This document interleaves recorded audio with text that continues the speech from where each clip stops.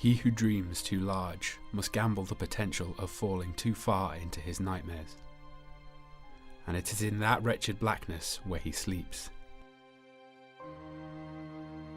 It is by no small development that we grow to become who we are, defined radically by the actions and the spoken word of those before us. What pitiful thing humanity is. In my youth, before my wanderings, I had attained a fondness for the curious and the bizarre presences of this amazing world. Long hours spent in my father's vast library, losing myself in books and foreign maps whispering of faraway castles and exotic landscapes. I had found myself so young, my desire to be known through my knowing of all I had wished to discover and see. I had the many misguided notions of this world. The spoken word of my forefathers had tainted my perception of the white man and his dominance upon those who he deemed lesser, whether it was animal or his fellow man.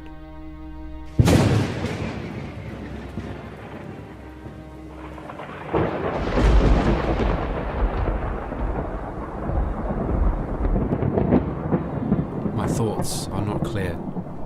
Scribbling upon this parchment is little more than a gesture of my feeble attempt for solace. And what has developed from that?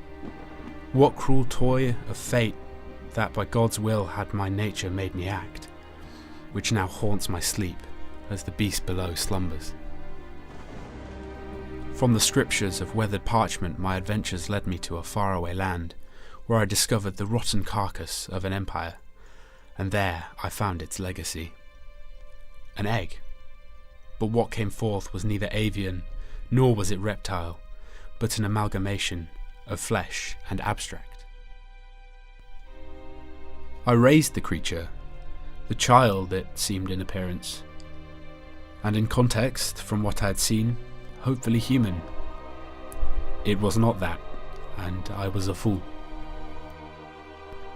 And I see now that my senses had deceived me. Compassion had fooled my logic and my reason, and as I extended both mine and God's love towards it, the gaze of another great horror was staring back. A figure of an age wreathed in doubt and madness. I had raised a monster, and when I realized that it was less than an animal, turned to science.